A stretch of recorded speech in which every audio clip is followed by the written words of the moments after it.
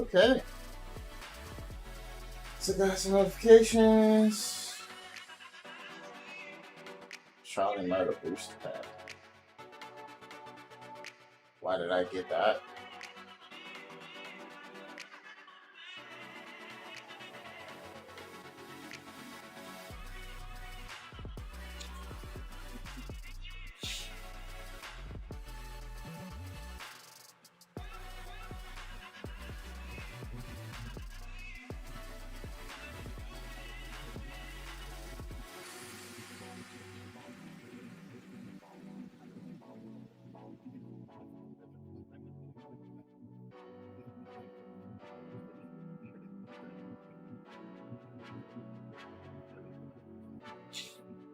Us?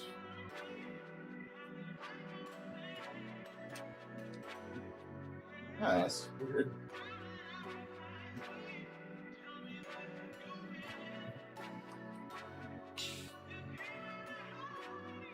I guess this is something new. I'm like, I don't know what booster packs. For old shit?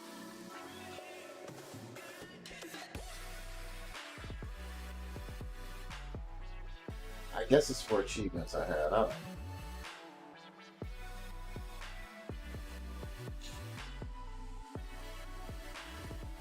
That's weird. Anyway, on to Stardew.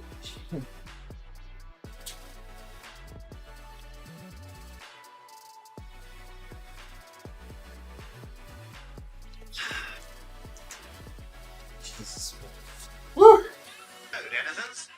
You wanted a former network executive reaction to Netflix's Cowboy Bebop, and you spotted. Yes, it was a film, but I won't be reviewing the show posthumously because I'm determined to not make this a review channel. Lots of those out there already.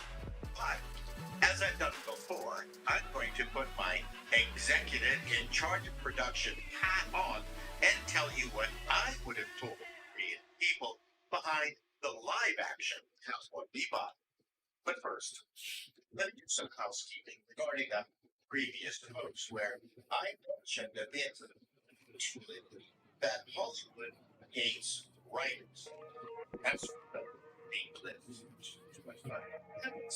Of what I made fun of. Also, I use Hollywood as a catch-all term, but it really doesn't convey how this amorphous law works. It's not a centralized thing. It doesn't have a. There are so many characters are like the seasons. This law works. It's not a centralized thing. It doesn't have a. There are so many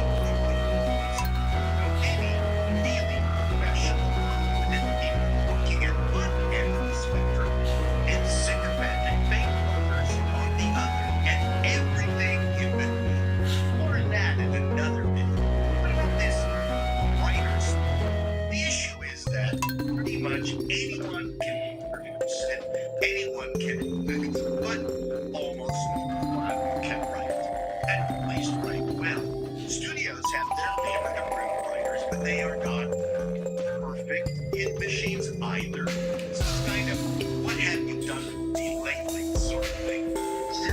As I said in the previous video, only success counts. Could have written the worst piece of shit script, but in the movie, it's $1 billion box office bucks. People will be lined up to give you oral sex. A power that people are jealous of. It's mysterious. Producers and actors will grudgingly hire writers to realize their stupid buckamini ideas and grudgingly pay for them. So they will then go off and endlessly pitch. Of course, studios will entertain a huge star or a successful producer who will pitch a log line like Home Alone, but with Nazis. And bang, it's immediately greenlit. But they'll still have to find some damn pesky shit to flash or beat to the phones. And there's not a penny chunk of seasons anymore. It's a supply and demand studio. betting on a star and will pay as little as they can to anyone who can stuff into their cake hole. Okay, done with that. Netflix is coming. Yes, it was bad. And yes, it failed. But remember, my Hollywood denizens, bad things can be successful financially and good things can fail. You just don't know. I'm the Netflix exec in charge of production on this thing, and I only realized that Cowboy Bebop, as well loved as it is, well, we're going to have to look at how interest can be brought beyond the hardcore. Also, the anime was only 25 minutes long, and the live-action versions run around 45 minutes, so that means expanding on the original episodes, adding parallel storylines, or both. Padding, in other words. And, as with most properties, Netflix was not the first one to Bebop. Fox had it, and Keanu Reeves was slated to play Spike Spiegel. Yes, my head exploded hearing that news. As much as I like John Cho, if I could have had Reeves as Spike, that alone at least got us to season 2. So, I'm more than happy with the cast: John Cho, Daniela Pineda, and Mustafa Shakir. Seriously, I'm not trying to crap all over Pineda at this point. I don't know what outfits anyone is wearing, and I cannot foresee her meltdown video. Honestly, I'm happy with this cast, especially because they are going to be very above the line friends on the production side. Producer Christopher Ghost had writing credits on a couple of horror movies, including Ragnarok. Andre Nennis, as the showrunner, was the co-writer of Teenage Mutant Ninja Turtles. That was pretty hit. Then there's script coordinator Naomi Martman. She/her has no writing credits, and she/her Twitter handle is aspiring TV writer lots on leftism, restorative justice, eco-anarchism, mutual aid, queer-lit, raging lesbian she/her. Woo! She an ESG hire? I don't know. ESG is a score companies get for sustainability and implementing social justice bullshit in their companies. Investors are increasingly pressuring companies about their ESG scores. But she's only the script coordinator. What harm can this little rainbow Nazi do? So, where's the show going? This is my 2020 assessment, but I can guarantee you I would have pushed back on the one philosophical change the creative team made, and that was turning the fruit of Cowboy Bebop into at its core, Cowboy Bebop is bounty hunting and mystery solving. That's it. When I saw Spike get all angsty about going after bounty, I immediately knew that this up. The show fell into a classic trap of removing a character's agency and substituting travel. I would not have cared if the writers had created new stories as long as the core of the anime was intact. Get bounties, kick ass, collect bounty, get back to shit. Too easy. Keep it snappy, keep it fun. Would I have noticed this in the script? Yes, because anime Spike was a man of action and simple motivations. But men can't be men anymore. That would be misogynistic or some equivalent man equally. The bigger challenge would be production design. 80% of an anime's attraction is its art. The challenge remains without the kinetic energy of the animation, how to bring this to life. And the exec in charge of production and a huge Bebop fan, this report scared me. And at this point, I think producers had only two choices. Laconic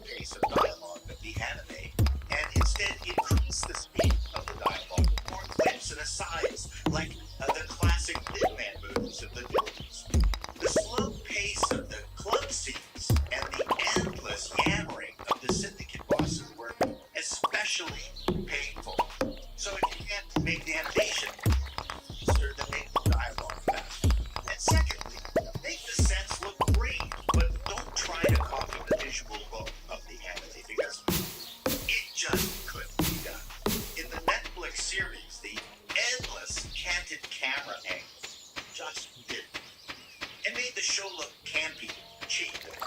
Speaking of cheap, I'm sorry, but the show really did look cheap. Firefly looked more expensive than this. As I got the brushes, I would have been very concerned about the lack of energy in the fight scenes. They didn't have the sizzle of a really good phone call comes with. These should have been great set pieces and probably extended to fill out the time. I don't know Chow's martial arts background, but the work in the shows was uninspired. The show also lost track of Daniela Panetta's character, Faye. I mean, she's a self-centered, conniving bounty hunter who gathers a bunch of enemies to fight seemingly hates. There were moments of that at the beginning, but then it soon fizzled out. And no, it wasn't a problem that she looked like the large-breasted anime version of Faye. Should I mention they gave Faye a lesbian scene because, well, you know, they had to. It's the rules. If I had gotten the script with this mild lesbian scene, I'd say, sure, go ahead. Ironically, the one character who actually had agency was Jet. Well played by Mustafa Shakir, my favorite character in the series. The syndicate subplot didn't. But that is pure 20/20 hindsight. To help fill out 45 minutes, it would have made perfect sense. And you do have to trust the producers at some point. A few final notes. The opening fight sequence of the pilot show was absolutely atrocious and unconvincing. I know they were going for the big action opener, but they didn't pull it off. It made no sense. Did not establish Spike and Jet's relationship particularly well. And the rest of the episode, well, it looked cheap and was maybe the cheapest of all the episodes. I will be the first person to acknowledge that pilots are the hardest fucking things to do.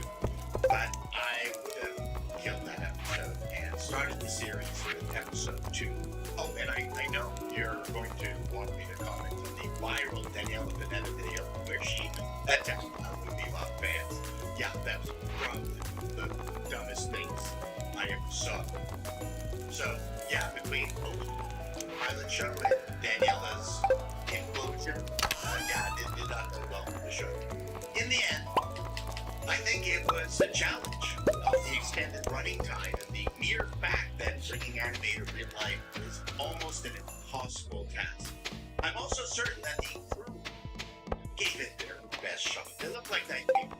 They had no intention of pissing on this IP, and I'm also sure the Netflix metrics would have been on the charts for us.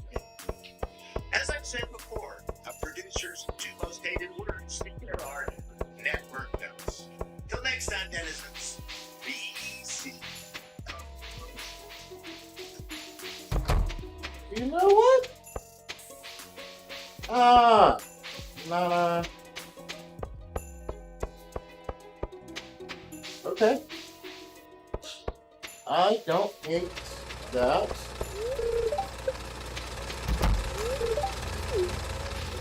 Oh, wow.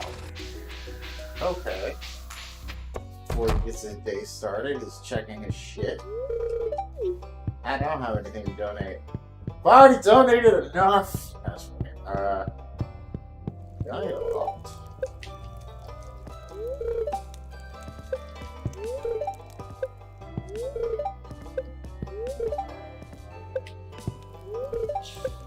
Granite, fire opal, relic, fairy stone, desperate,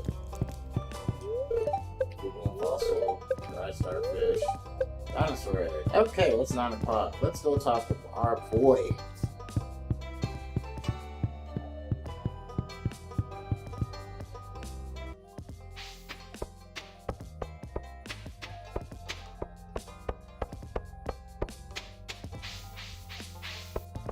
Oh boy. What did I do though? I need to talk to Mike. I need to get my copper fry pan. Also, I just need to get the copper tools.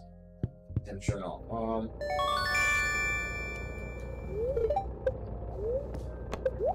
Oh, wait, before we do that, let's see if we get anything interesting.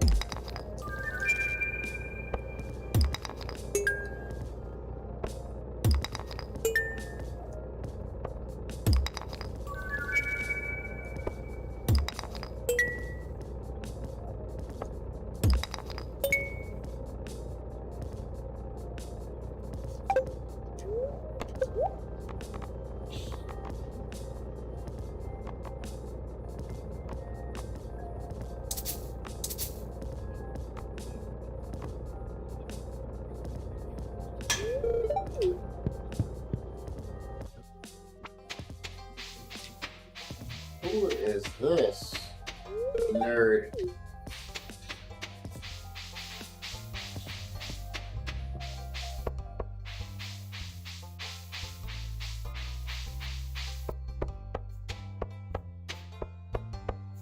Yeah, summoning salt playing punch out with his fiance. Okay, that could be pretty fun to watch.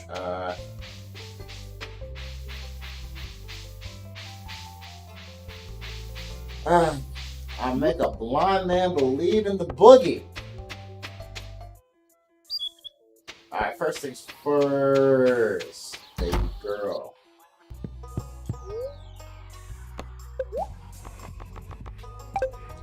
Let's construct some. Actually, we're going to move buildings.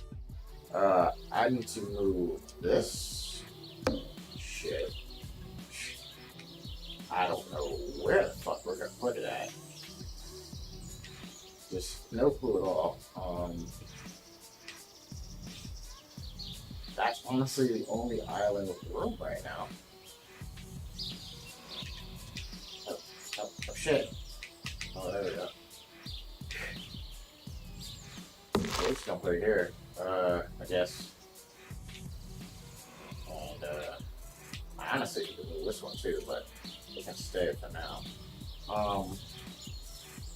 Yeah, I got to room out. Yeah. So room for the guest houses. Okay, so first things first. I honestly do need this. Tractor! First! Oh, word. That's how y'all do me.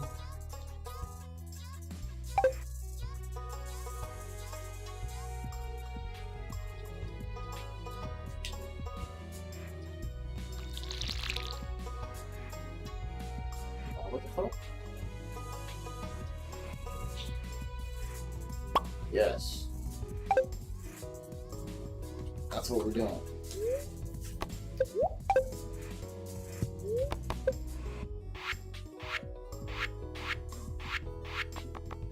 Bill.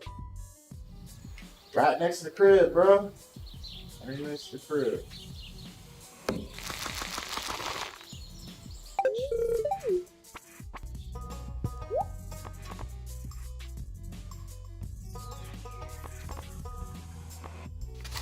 I make a blind man believe in the boogie.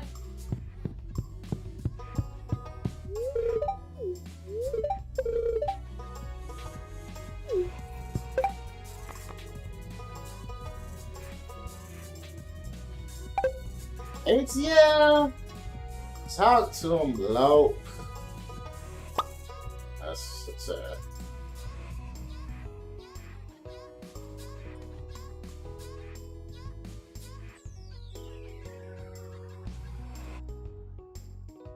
TV. I play games with me. TV remote.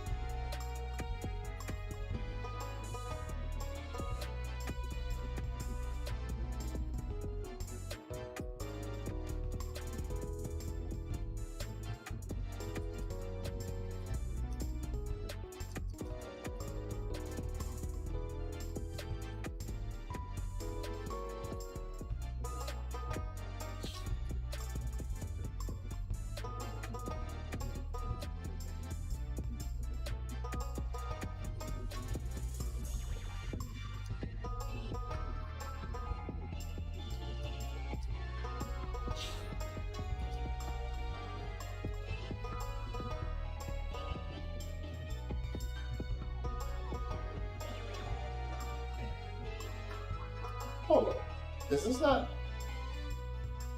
Okay, I'm about to say.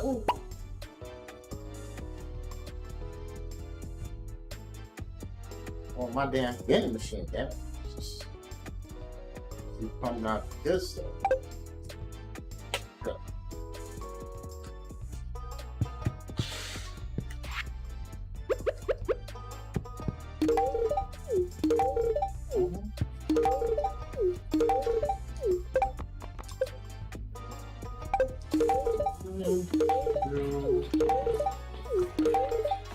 So expensive.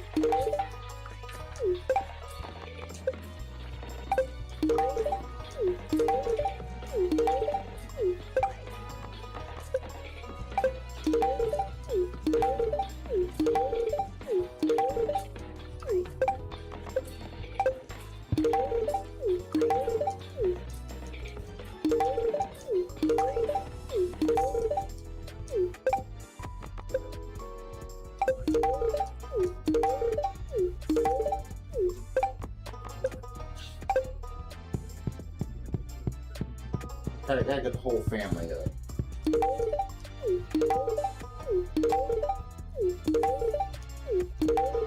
Yep. Yep.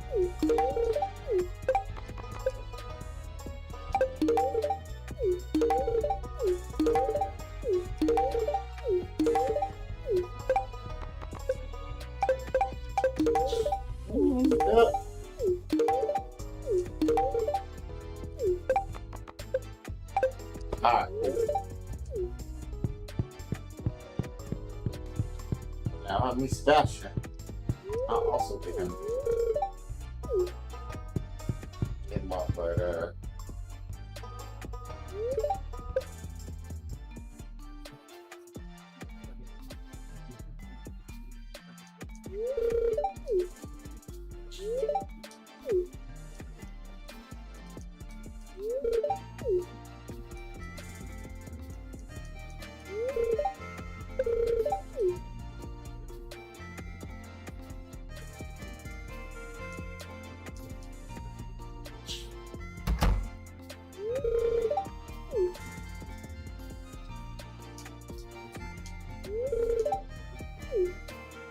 alright, bro. Got you. Yeah, I got you, man. Well, I ain't been fucking real. Calm down, bro. She's grown.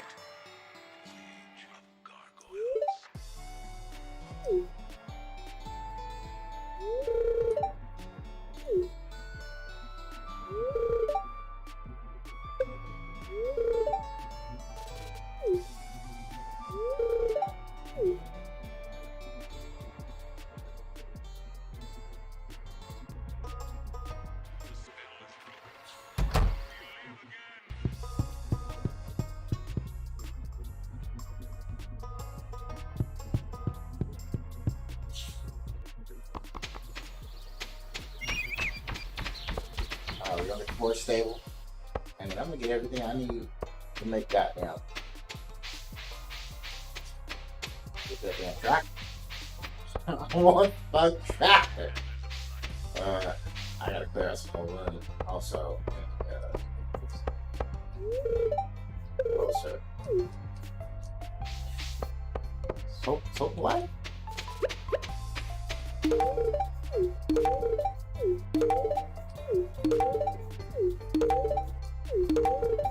I know you really love the pain.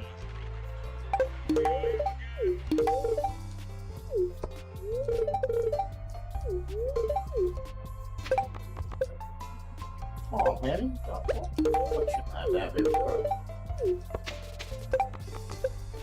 You need love, bitch.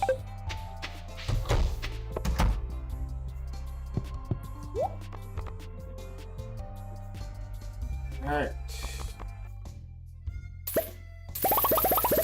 Some more marshmallow fluff. Let's see this.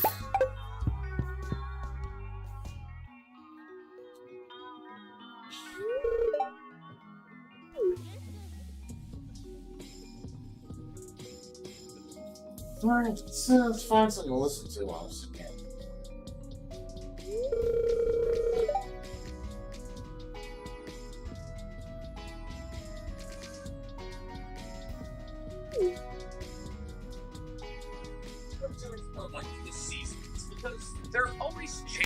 ages can change, their outfits can change, their personalities can change. But truly, the most important changes that any anime character goes through are the changes in their forms. One of the oldest tropes in all of shonen anime is that the main protagonist will get new and more powerful forms. Every MC in a shonen that runs for enough time starts a scrappy 12-year-old that ends up as some kind of god by the time they're 16. And some MC really don't even have to wait that long. Goku started as a kid who was able to shoot a laser out of his hands when he screamed loud enough, and then he learned if he screamed a little louder, he could change his haircut. Asta started out as a scrappy young 15-year-old who found out if he screamed loud enough, he could pull out a sword out of a book, and is now the master of 2 different countries' fighting styles and half demon. And the characters in the Naruto universe are no different. Naruto started out as a child with no real abilities or anything special about him outside of the demon box that was trapped inside of him. However, as time progressed, Naruto went from a scrappy young kid to quite literally pretty much the god of the world, all on the back of his hard work and that demon fox inside of him. In order to go from that scrappy young kid to basically the god of the world, Naruto had to go through a lot of different forms. Which is more than a lot of people in anime have. You're probably reeling at that number. 14 forms? Naruto had 14 forms from Naruto and Boruto? Surely he had more. Cutting out a few because I don't believe they're relevant. But there is 14 very relevant forms, which is insane. The only other person to give Naruto even a close run for his money in terms of Kobo forms is Goku, and that's because we remixed Super Saiyan God like 9.5 times. Ah! Thank you. Well, from all the questions,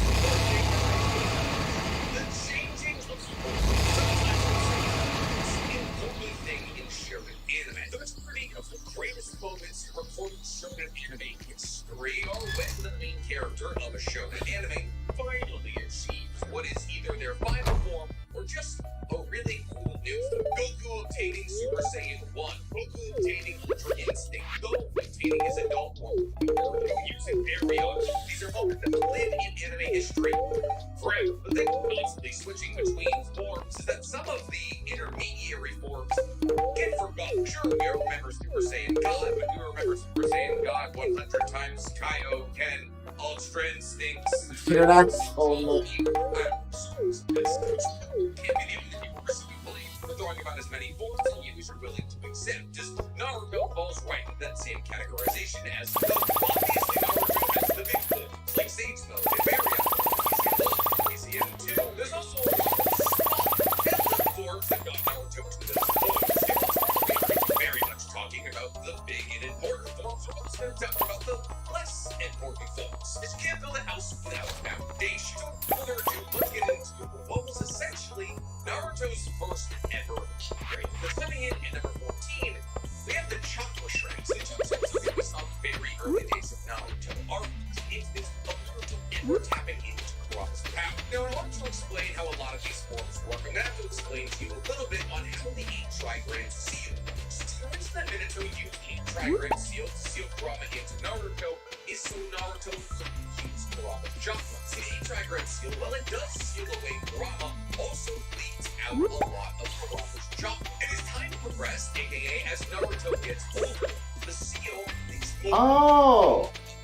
Chakra earlier days, i.e. when Naruto was a baby. Okay. Kurama's chakra I like it. very little. Minato knew from Jiraiya that the child of prophecy was going to be old. And Naruto made the assumption that his own son would be the child of prophecy, and therefore, as the child of prophecy, he would need Kurama's chakra. However, this is actually why Minato decided to split Kurama's chakra in half, because he knew that the chakra released from the 8 trigram seal from a full Kurama and baby would kill him. The reason that I'm explaining this is because this 8 trigram seal and Kurama leaking his chakra into Naruto is basically how the majority of his early day forms were in, with the chakra shroud being no exception. The first time that we ever split the chakra shroud used by Naruto is in the Land of Waves. This is a form that we only ever inspiration. Therefore, in using this form, what voluntary? And with Naruto in a moment of need, coming into Lady Chakra, he wasn't sure. And now this chakra shroud, or initial Jinchuriki form, massively improves Naruto's speed, strength, and recovery. In this form, Naruto undergoes some appearance changes. His eyes become red, his whiskers become bigger, his hair gets longer and spiky, and he grows claws and fangs like Brock. We've seen Naruto manipulate his chakra around him. We haven't seen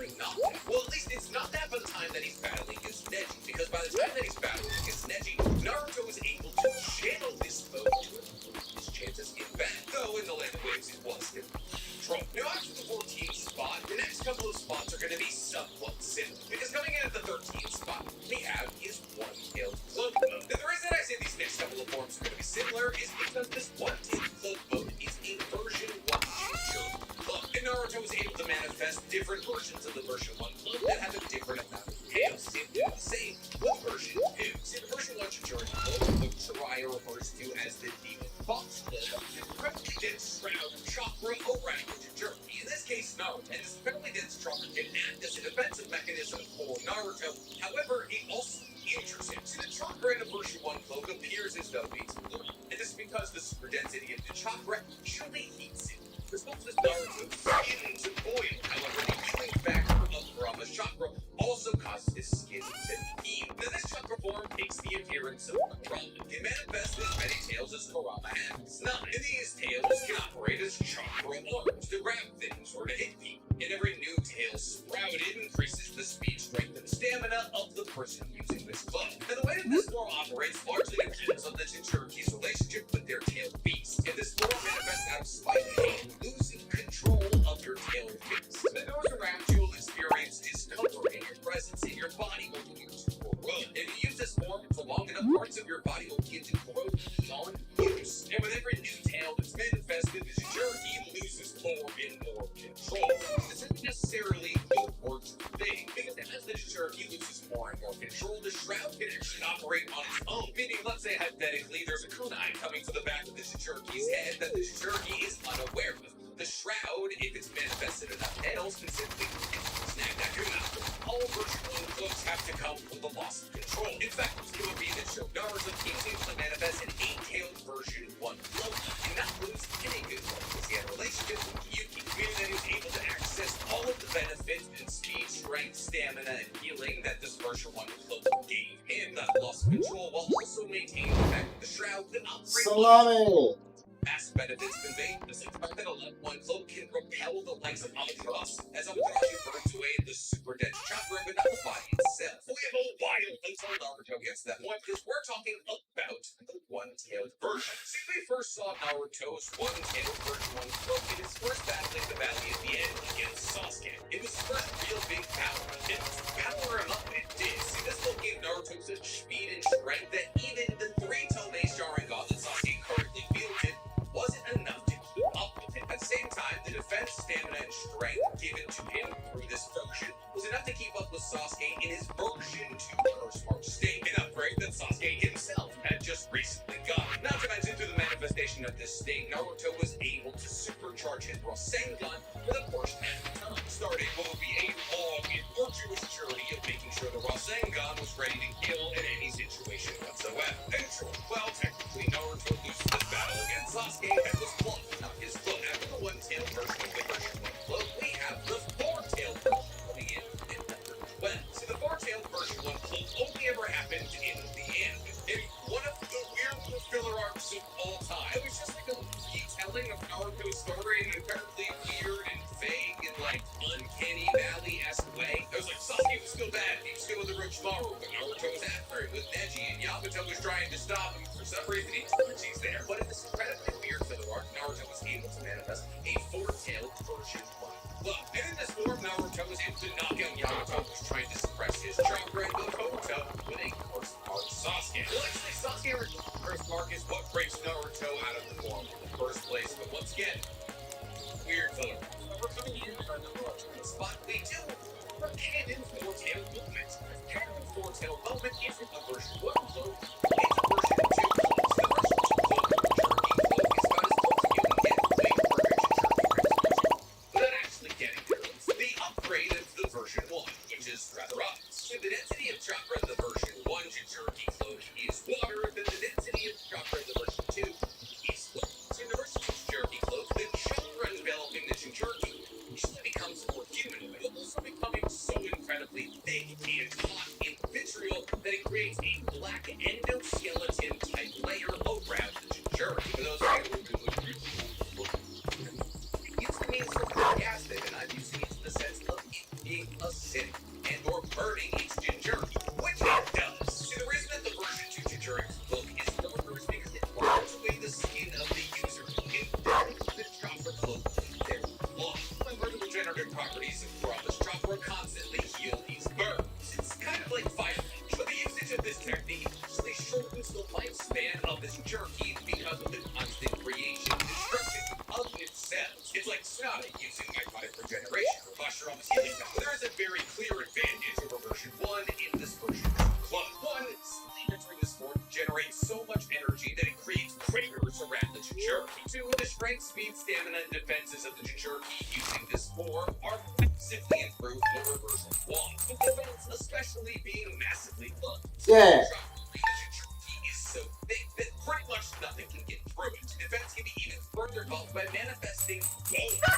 Actually, multiple times manifest the bones of Kurama over his version 2 clone. Add more defense and a little bit more punching power. The first version 2 clone we ever thought for Naruto was his four-tail clone. And Messiah says this for the first time in his battle against Orochimaru. Though we were told by Jiraiya that the years they were training together that Naruto multiple times steadily manifested this four-tailed version 2 clone. And the power of this clone was so powerful he almost killed Jiraiya.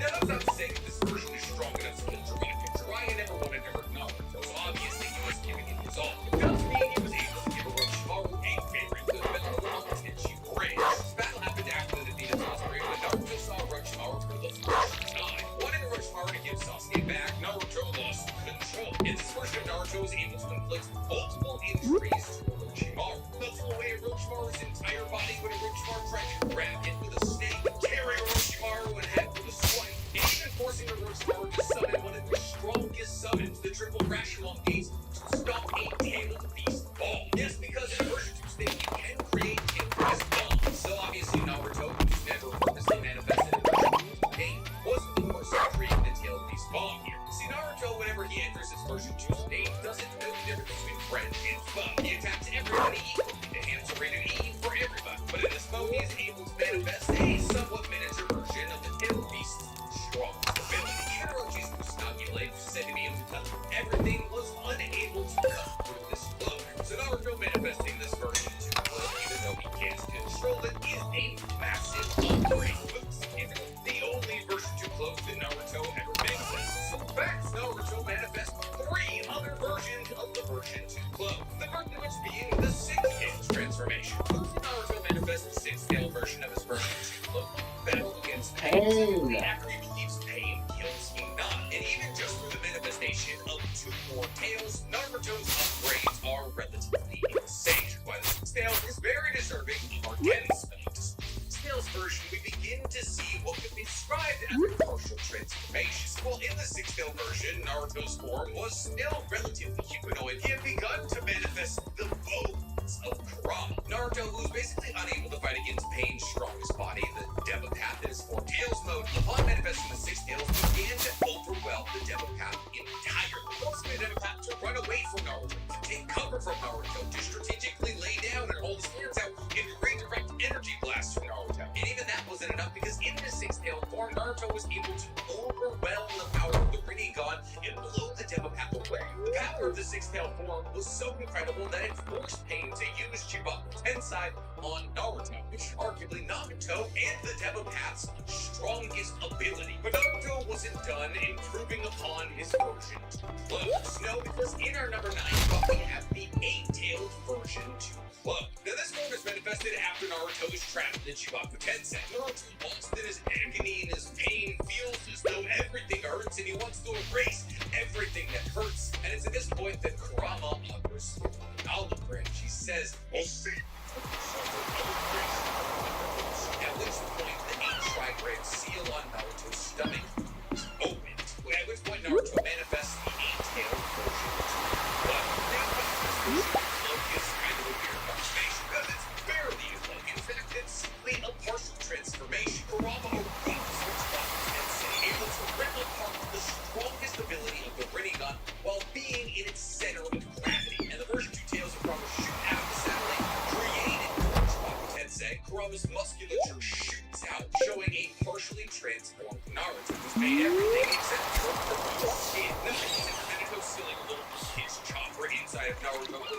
just like this, Naruto would only transform Kurama and really even turning his own form. Naruto is kind of a threat because he's more Kurama than himself in this moment. The fact that this form of Naruto is able to rip apart Shikaku from inside is absolutely insane, especially when you consider the fact that in the war, it took the combined efforts of Itachi, of KCM, Naruto, and Killer Bee attacking the center of Shikaku Tensei when Edo Naruto used it against them simultaneously in his full sound. KCM is coming up at our number 8 spot is the first time that Naruto and Kurama decided to work together. So it comes down to it, there's 3 Nine-Tails Jinchuriki forms. Well, at least base forms that aren't super into Senjutsu, combining a bunch of other forms together. Look at it. Naruto's able to manifest KCM-1 by training in the waterfall of truth with Killer Bee, and while he was able to manifest this form with full cooperation with Kurama, Naruto not having full cooperation with Kurama actually brought a couple of drawbacks. Naruto manifested KCM-1 to awaken his form until he defeats the evil version of himself at the waterfall of truth. Upon awakening his KCM-1, Naruto is finally deemed to be strong enough to control the version of good. And Naruto gets a lot of the average buffs with this new form. He's faster, stronger, his stamina, his ability, his healing factors, massively buffed. And it's evidenced by the fact that what he goes up against in his KCM-1 after battle against some of the strongest people in Naruto history. He goes toe-to-toe with the likes of Edo Itachi, might be the strongest version of Itachi, and he teams up with the likes of Killer Bee and Edo Itachi to battle against Edo and Nagito. And while he definitely doesn't do the head flipping in that battle, he's still in that battle. So more impressive considering the fact that obviously Edo Nagito was brought back in the game, but after absorbing the chakra of Killer Bee Naruto, he was able to be right, which means instant refilling chakra, rejuvenated young body, and a body that can't be destroyed. You have pretty full though. Outside of increasing his speed and strength and his durability, Naruto also got prepared for extra buffs when he got KCM-1, in a sense negative emotions for any distance, as he had to sense the negative emotions in the battlefield of the original world war. The most recent way is in the literally constructs that he was around to ensure that no really reason like this. Sprout rank and let him punch them. As white dancing their names, he's from a sense, which is the Naruto shooting in positive energy in all directions. This game has changed what like I stated when I first started talking about this film, Kurama isn't 100% cooperating with Naruto when he first awakens. That's actually why in this film, Naruto can't use tail beast balls. Instead, has to make one of his smokier Rasengan, the tail beast Rasengan, which I don't think he actually ever uses. Well, he does use later on these miniature versions of tail beast balls that he's able to create in this film, but because him not having Kurama's cooperation, the fact that when he first he doesn't use his own chakra, instead relying entirely on the chakra of Kurama, causing him to channel his own chakra. But this is actually quite dangerous, as by accessing only Kurama's chakra and channeling his own chakra actually leads to that Kurama and take his chakra and kill him, which means that Naruto has to be incredibly careful in the early days of using this form and a lot of use this form to maintain this form against the combination of chakra bonus that however, as Naruto and Kurama begin to work on their relationship, Kurama stops breaking Naruto's chakra, which is where we get our number 7 spot on this list, KCM-2. Now, the vernacular of KCM-1 and KCM-2 is actually slightly inaccurate. KCM-1 is actually just Nine-Tails chakra, while KCM-2 is Kurama chakra mode. KCM, while the distinction might seem somewhat small, it's actually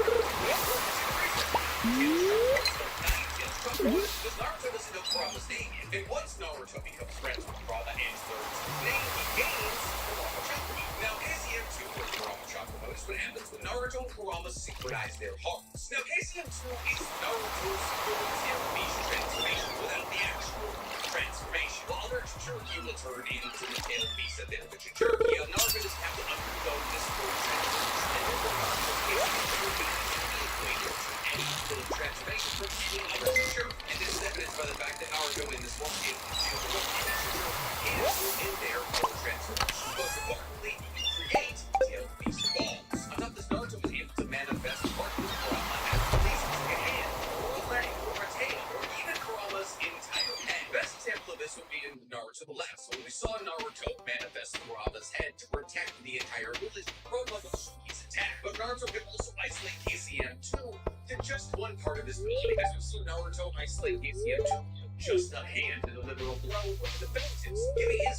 transmission in an insane more amount of versatility than any other Jinchuriki.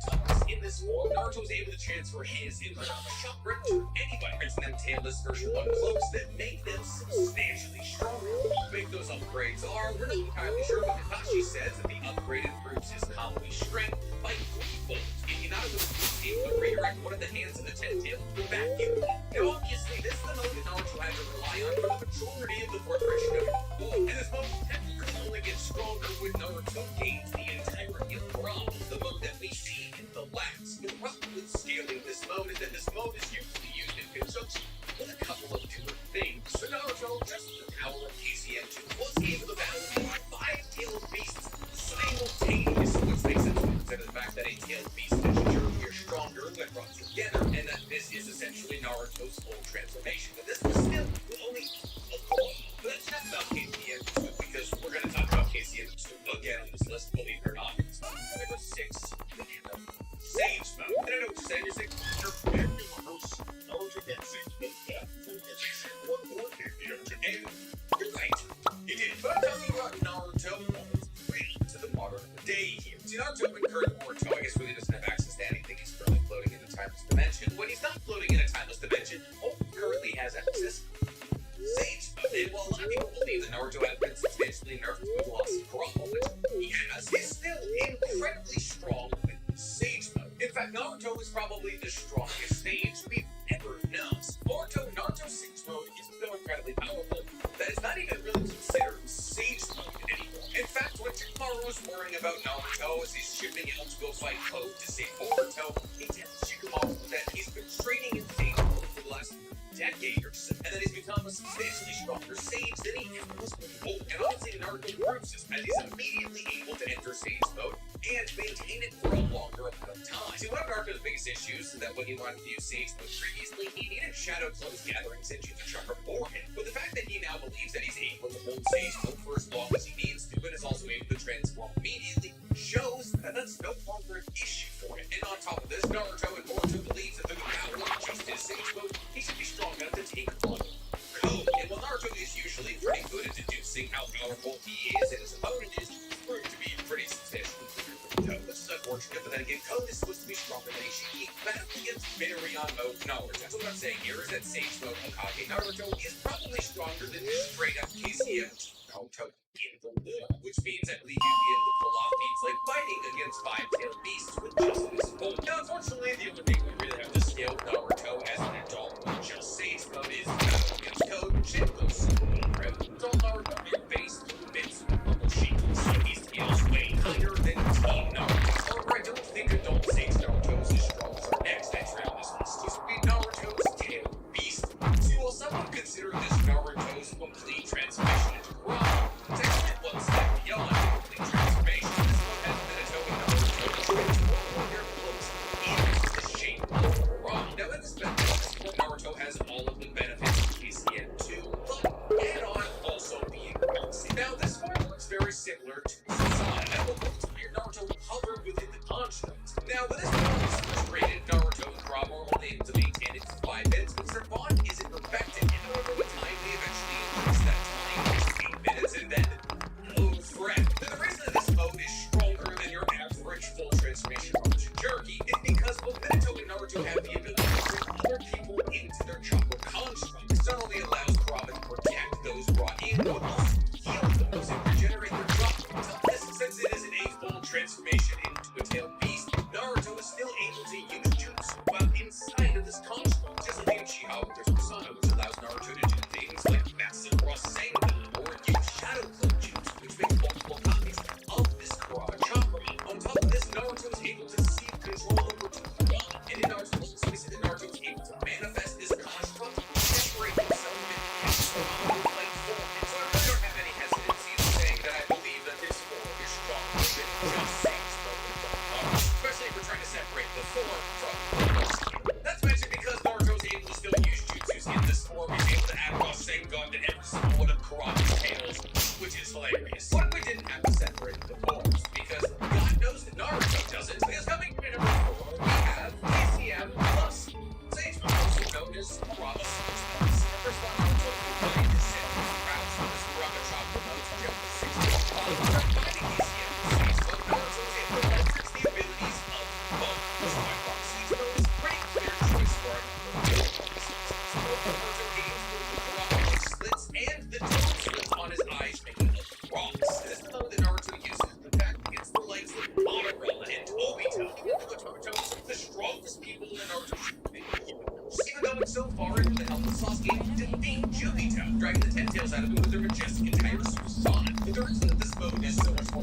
than just KCF or Senjutsu is because Naruto in Chakra Mode is able to gather Senjutsu chakra fast, something that in the early days of his Sage career was an issue. And it's made even crazier by the later advancement of Kurama actually gathering Senjutsu chakra for Naruto, as Kurama is inside of Naruto in KCF 2 at least, he's sitting within Naruto's feet. So the current situation to gather Senjutsu chakra on top of strong chakra is absolutely insane.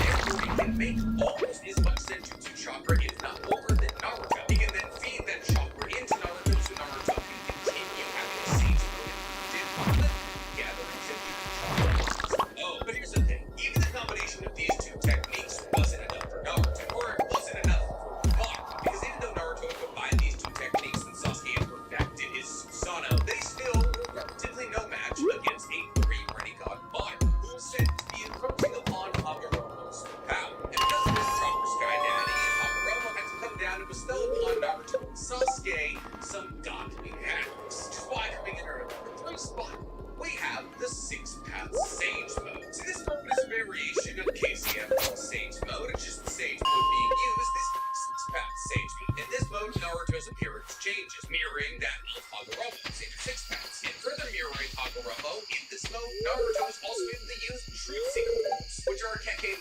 combination of all 5 elemental releases, and in it, Naruto in this mode is massively faster than light, has planetary level defenses, has almost unlimited amounts of chakra. His healing factor is able to heal him from basically any injury almost simultaneously, and his chakra output at this level is one of the greatest we've ever seen. Naruto in this mode was so fast he was able to catch Kaguya, yes, Kaguya, off guard, as well as take a full Chidori from Sasuke, who also had Sage of 6 paths chakra. Now, mind you, Naruto has never lost his 6 paths chakra. In fact, Naruto to this day, he still uses KCM in combination with his 6 paths chakra, at least he did for a long time. And while it's not entirely sure if his 6 paths chakra dissipated along with Kurama, this means that any of the beats we saw from Naruto pre-chapter 55 in Boruto came to us through the medium of Sage's 6 paths mode. Yeah, which means the likes of defeating Momoshiki, the likes of defeating Delta, the likes of going toe-to-toe with Ishiki and not really doing super well, but still fighting, all in this mode. And then we'll take the consideration of Naruto's speeds in this mode.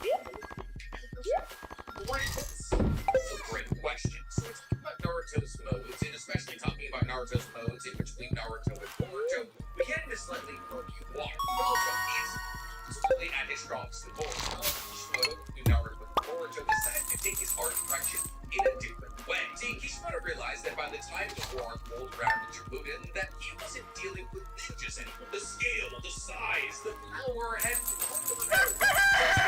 wielding a giant chakra mech. Naruto was controlling a huge mega box. It didn't look like ninjas battling anymore. So Kishimoto, instead of deciding to continue scaling and Gurren Lagann against pounds decided instead to scale things down. Not to scale things down, meaning that people like Naruto and Sasuke would use their big flashing moves less and focus more on the juice. The things that Kishimoto started to show off, because this in the final chapters of Naruto, we saw some of the strongest forms that we'll probably never see again, like the form we have coming in our second spot here, Ashura Rama. So this month, after Naruto received the 6-path Senjutsu, even after receiving the 6-path Senjutsu, Naruto was still able to enter his ChiLL state, which is when he creates the chakra construct of Kurama. Remember how we said that Naruto was still able to use jutsu?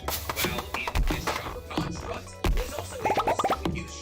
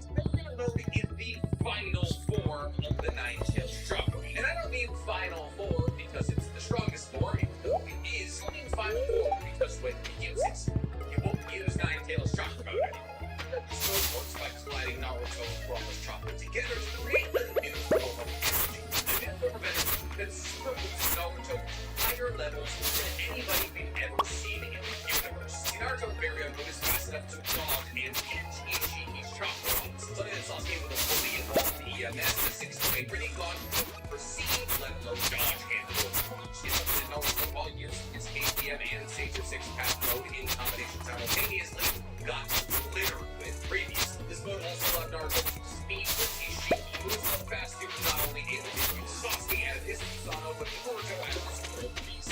On top of this, anything that Naruto comes into contact with, usually with his fists, their life force cut down exponentially. Since Naruto and Braum are destroying chakra, any chakra they come into contact with is also destroyed. So the lifespan, they traps Ishiki, with the problem being that the mode doesn't last very long. And unfortunately, Naruto was able to finish the job with Ishiki before this mode ran out. This is Naruto's last form. Clearly, the Naruto, upon being released from the Daiko 10, would achieve an even stronger form. Whether that's with the medium of absorbing the 10 tails inside of himself and becoming the new Sage of 6 paths, or combining level Sasuke to the wicked pretty god, or will leave Naruto as an even stronger future. And according to live in a space those times mentioned in his wife was time, which I guess you wouldn't understand because once again, timeless. What do you guys think? Did I miss any forms you wanted me to talk about? Do you agree with where I put everything? Tell me in the comments below. I guess it's down there, please. Hurry. Like this video, subscribe to the page. Get that note about instant rating. Like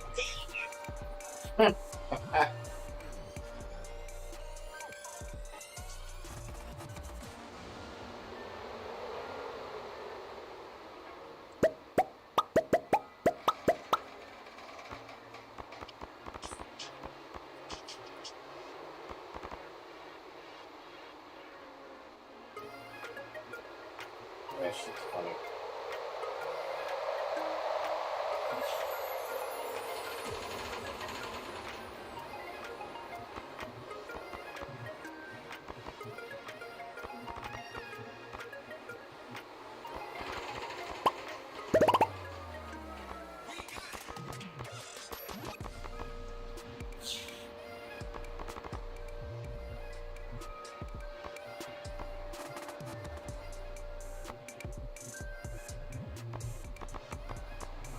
I heard that.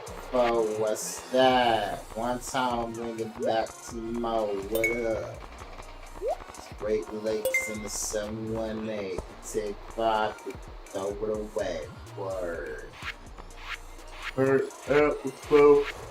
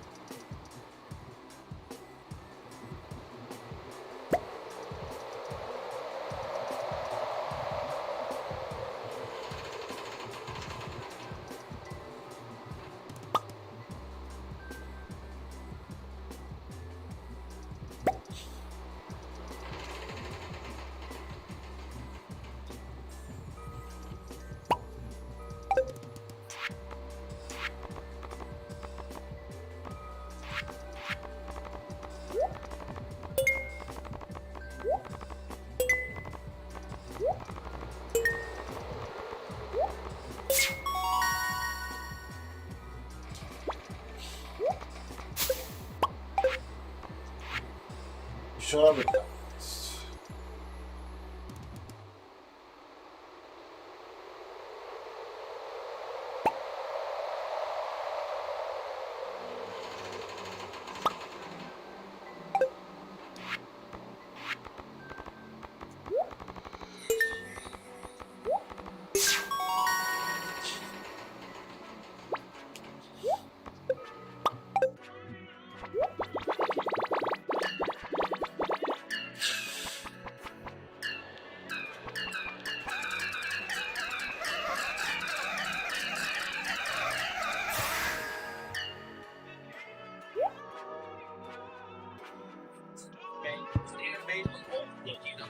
What legendary group? Which you have the Goatee 13 and Comic on Kid and Attack on Titan, you have the Scout Corps. But in a very select anime, you get more, if not many more than one legendary group. One Piece has the 4 Emperors and the 7 Warlords. Black Clover has the Black Bulls and Golden Dawn. And Naruto has, well, lost. Naruto, if anything, is a story about groups. Whether those groups be teams, organizations, divisions, entire armies, unions, there's a lot of them. But the real beauty of Naruto is that these groups do come in these myriad of sizes. In Naruto, there's over 25 teams, 4-man groups, and the teams usually consist of a Jonin and 3 Genin, or at least that's how they start. But Naruto also has legendary divisions, like the Cypher Division, or the Counterintelligence Division, or the First Report Divisions. And if you want to get further beyond that, they have the Allied Shinobi Force and the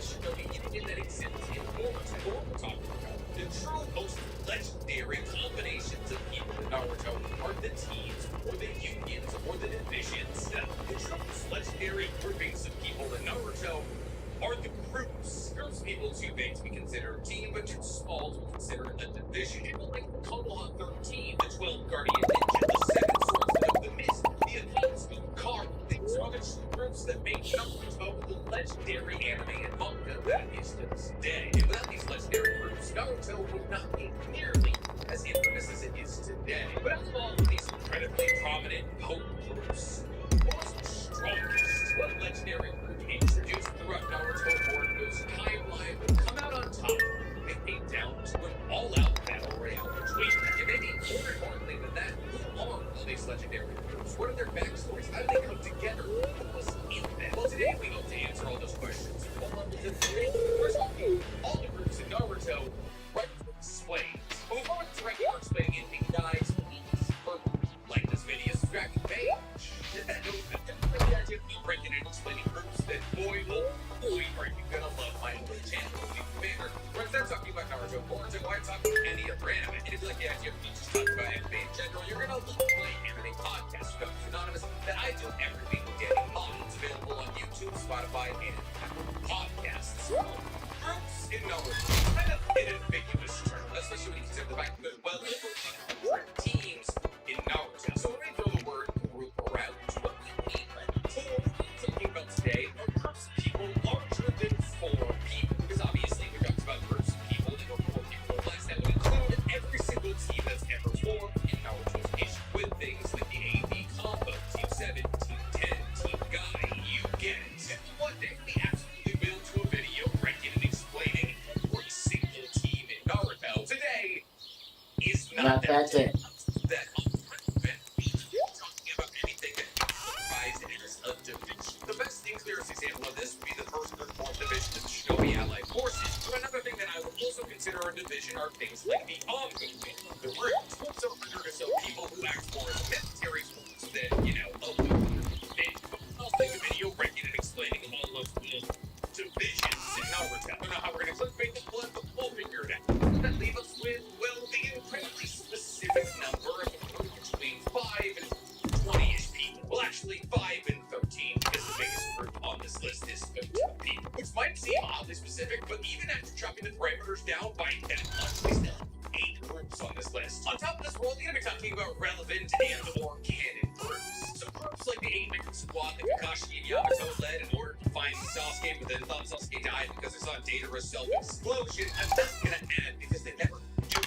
Same thing with the Lightning group who appeared in Sasuke's Shinden Book of Sunrise.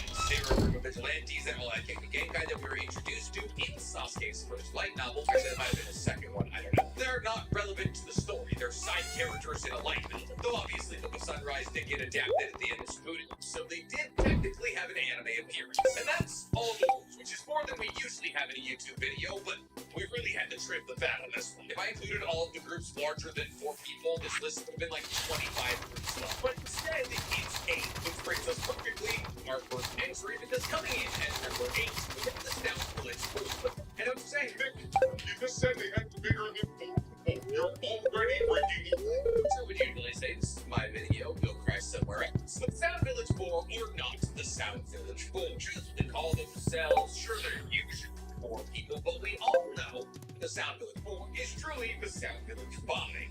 Often the Sound Village 5 isn't even technically inaccurate. See, the Sound Village 4, when we were introduced to them, are led by Sakon and Uki. However, prior to Sakon and Ukon taking over as the leader, Kimimaru was the leader of the Sound Village 4. Now, obviously, this was before whatever debilitating disease, debilitated him. But when Kimimaru was perfectly healthy and being prepared to be Orochimaru's perfect sacrifice, the next vessel that Orochimaru believed to be able to live in for longer than 3 years, Kimimaru was the leader of the Sound Village 4. But you consider Kimimaru part of the Sound Village Force, and Ukon are technically 2 people. They just share a body, but they're capable of splitting from each other. So if anything, it might actually be the Sound Village 6. Now, the Sound Village 4 are Orochimaru's elite bodyguards, but they didn't just get this title by being the cutest boy in class. We're shown in the anime, unfortunately not in the manga, so this is kind of a filler moment, that Orochimaru would take out hundreds of prisoners that were young shinobi, and then he would have these young shinobi battle against each other in massive battle royales. And the strongest of those shinobi, the ones who won these battle royales, were chosen with curse marks, and those who survived the curse mark transformation would become one of Orochimaru's bodyguards. So this is one of those moments where the filler should be taken as canon, as this anime-only moment aligns with basically everything that we see from Orochimaru in the manga. Because we know that after his battle against Hiruzen, Orochimaru had to find a suitable vessel to switch into so he could use his arms even a little bit. And in order to find a suitable vessel that he would be able to stay in until he either got Sasuke or some other opponent vessel, Orochimaru had all of his current prisoners battle against each other until there was only one standing, at which point he took the body of the last ninja standing. Assuming that Orochimaru would do something similar to find his lead bodyguards is not crazy. And once all 4 of the ninjas that comprised the Sound Village 4, as we knew it, got their curse marks, became Orochimaru's bodyguards, they were forced to accept Kimimaru as their leader. That is, after Kimimaru used his Shikatsu-Yaku to defeat all 4 of them with relative ease. See, back in the day when Kimimaru was still helping enough to be in the fields, they were known as the Sound Village 5. It wasn't until in the anime that the Sound Village 5 helped Orochimaru assassinate Kazekage that Kimimaru fell terminally ill. Which is once again one of those filler moments to consider canon, because in the manga, we never even really got a specified time when Kimimaru fell ill. He was just sick. And honestly, so far as bodyguards go, the Sound Village 4 were pretty good. Outside of helping Orochimaru assassinate Kazekage and then impersonating Kazekage's bodyguards, during the Konoha Crush arc, the Sound Village 4 also erected the barrier that kept Orochimaru when Hiruzen cut off from everybody else. You know, the barrier that some of Konoha's true elites beyond just jumped into? But after this battle against Hiruzen, Orochimaru loses his arms, and therefore he needs a perfect vessel, something that he needs Sasuke, which is where the iteration of the Sound Village 4 that we all love to remember truly comes from, the Sasuke retrieval. So, let's introduce our members of the Sound Village 4. They are Yu-Gi-Oh! Sakon and Ukon, Kimimaru, and ChiLL. And most importantly, their former and somewhat current leader, Kimimaru, at least as it pertains to the Sasuke retrieval. Every single one of the Sound Village 4/5 were wielded incredibly unique and powerful techniques. With Kimimaru wielding his Shikatsu-Yaku, the ability to control bullets with his body that were harder than steam. To you, who had the ability to cast genjutsu with the flute and also control kids. Sakon and Ukon, who had complete control over their molecular structure, giving them the ability to seep into other people's bodies, or simply form 2 heads. Kimimaru, who had many spider-like abilities, ranging from velocity arrows out of his mouth, summoning a massive spider that could give birth to a set of tiny spiders that would rain down on enemies, and finally, also used his birth release to suck the chakra out of opponents. That is, any opponents who managed to catch an unperturbed while each and every single one of the Sound Village 5 was incredibly available to battle their curse marks, and how they were able to become Orochimaru's elite bodyguard in the first place. With the usage of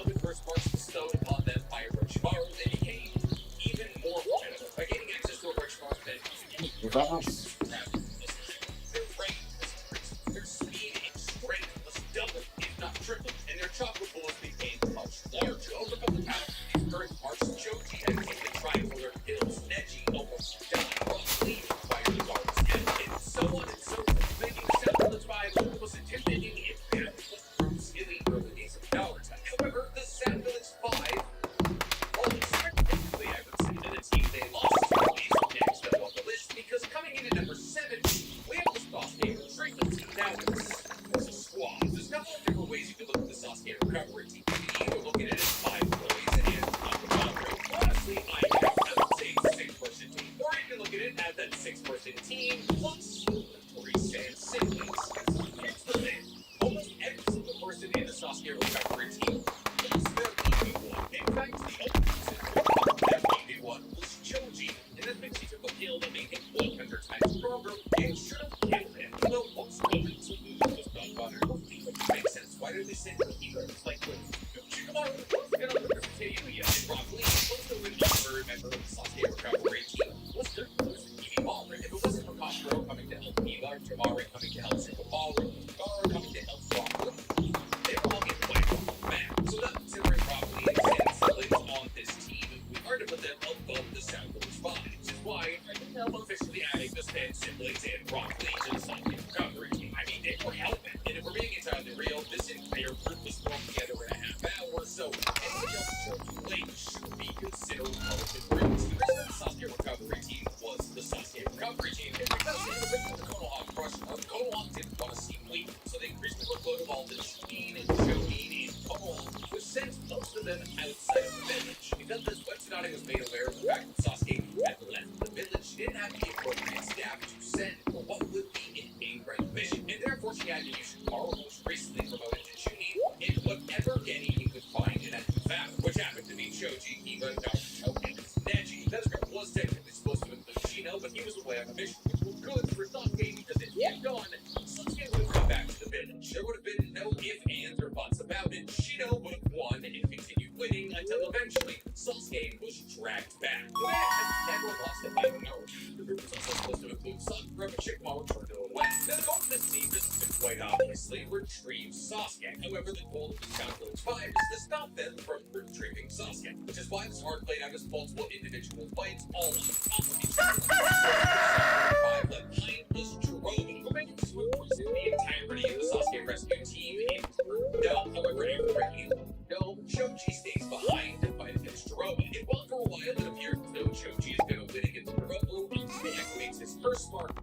That kind of goes out the window, and then of course until Choji begins eating tricolor pills, a food supplement passed down through the Akamichi clan that allows those who aren't able to use the butterfly mode to access the butterfly mode. See, these tricolor pills aim to explore the conversion ability of the Akamichis. It requires years of practice for Akamichi clans. However, with years of practice, you can take these tricolor pills to increase your color conversion, and once your color conversion is at a high enough level, that is, after you take the red color pill, you are able to use the butterfly, the strongest ability of the Akamichi clan, the ability that Choji uses to Jerome. And the rest of the arc kind of plays out like this. The next person to separate off the group is Neji when he goes to battle against Killball. And this fight also appears as though it's going Neji's ways. He uses his 128 block to destroy thousands of spiders simultaneously. In one of the cooler scenes with Imochi takes Naruto until once again Killball activates the second version of his curse, which when Neji is purposely hit by an arrow so he can grab the strings attached to and use his gentle fist on, killing Killball. The next person to break off from the group is Kiba, who battles against Sakon and Ukon, and just gets beat so badly. Truly, the only thing Kiba ever does correctly in this battle is have Sakon and Ukon coming to his body, and then snaps himself, which also works then. However, it's not until Conqueror pulls up and then puts Sakon and Ukon in his bloody vein and stabs them to death that Kiba is made victorious. The same situation happens for Shikamaru, who is battling against the likes of Teyuya. Well, Shikamaru in the forest had an inherent advantage in this battle because in the forest there are limited... Oh shit! A tree blocks. That was incredibly advantageous against the likes of...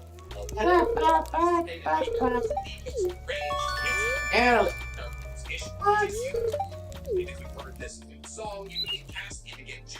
It's not fun Genjutsu, like the kind of Genjutsu where Shikamaru song is more realistic. And on top of this, she's also able to control the spending deeper and stronger weight. It wasn't until Tamare Shikamaru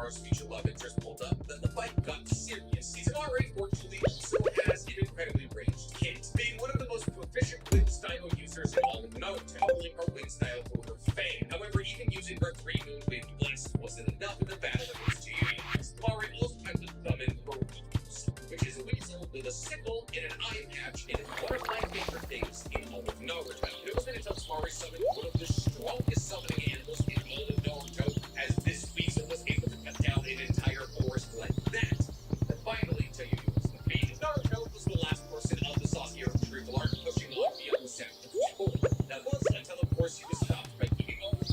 Stood no chance against. Fortunately, however, for him, though, Rock Lee had recovered from his surgery with Tsunade, and it stole what he believed to be medicine on the way out the door. However, it was sake because Tsunade might be an alcoholic. Because this we were served one of the most legendary moments in anime.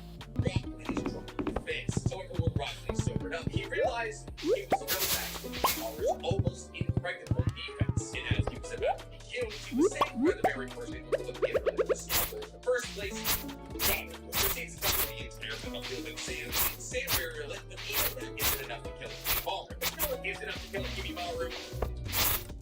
Because actually, Kimimaro was about to kill both Gomora and Rock Lee simultaneously. His heart gives that plot, baby. Until being hit from the only person who the Sap Village 5 that doesn't die is Sasuke. And then Sasuke was actually elected the pseudo leader of the Sap Village 4 in the Sasuke retrieval arc. And also counts him towards the Sap Village 5 or 6 or 7 now for Sasuke. But since we're talking about plot, Naruto should have won that battle in the final battle first. Why, you ask? Well, he could have just summoned Yamabuta, but he never does. Naruto in the first final battle fight was much stronger than Sasuke. Plot, but it's about relevant to cool groups. Naruto's ultimate days, let's think about obscure groups that very few people know about. Because coming in at number 6, we have the Suicide Corps. Most man time out of state to open Gmail and angrily email me about saying corpse, the Suicide Corps. That you look to my page, baby. Suicide Corps is a group led by Rock Lee, and we don't know the huge amount about the Corps. Just know there was at least 6 members, and that every single one of these 6 members is trained in the 8 gates. That every single one of these members is at least able to open up to the 5th gate. The reason that we know that every single one of these Taijutsu masters of Konoha is able to open up to the 5th gate is because the formation they create is green, and we know that Rock Lee and Mike Dai will turn green after activating the 5th gate. Outside of that, all we know about this group is that they're strong enough to be able to kick up meteorite in. Obviously, kicking this meteorite in half wasn't enough because Sasuke had to step in and destroy one of the halves that was still going to hit Konoha with his Chidori. Still, the group being able to kick a meteorite in half is going to feel a bit freer than the Kenny. Say what you will about Choji on the red pill, I don't know if he's pulling this feat up.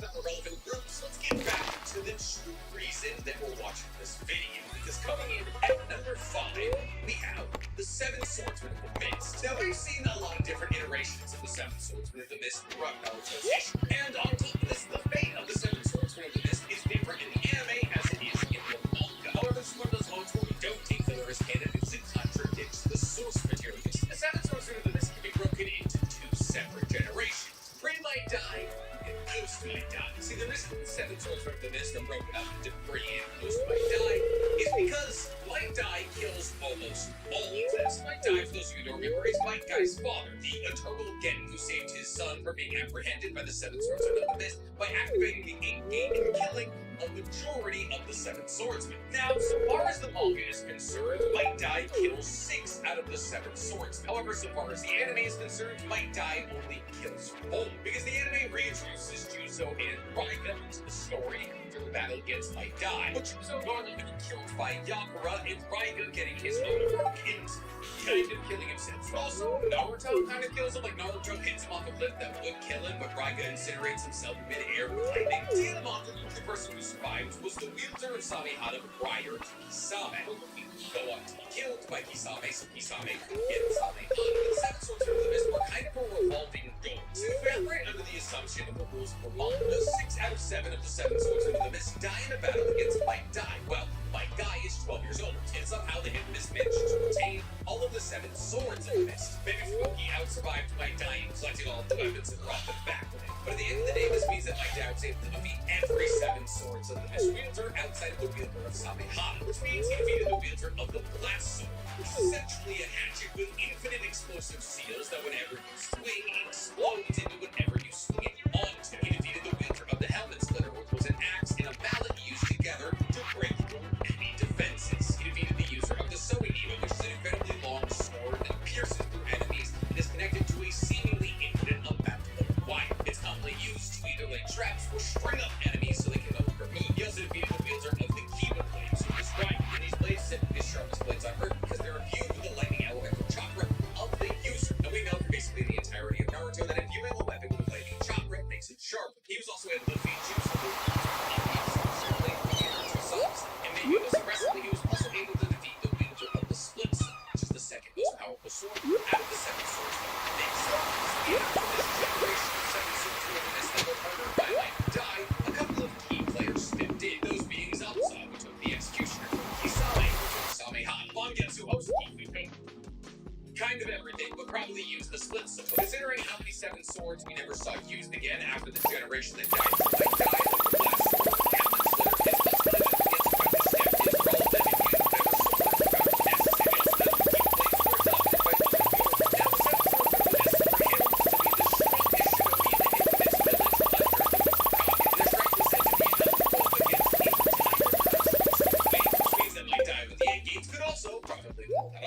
considering what we saw from that guy when he was using the 8 gates, the fact that even one of them survived this encounter speaks to their strength. Well, obviously, the one wielder who survived was the wielder of Samehana, which is by far and away the most powerful out of the blades. Samehana is a sentient shark blade that leeches chakra from anybody that it cuts. And when you consider how 8 gate or any of the gates work, Samehana would kind of be the perfect weapon against it, as the 8 gates work very similarly to a jin.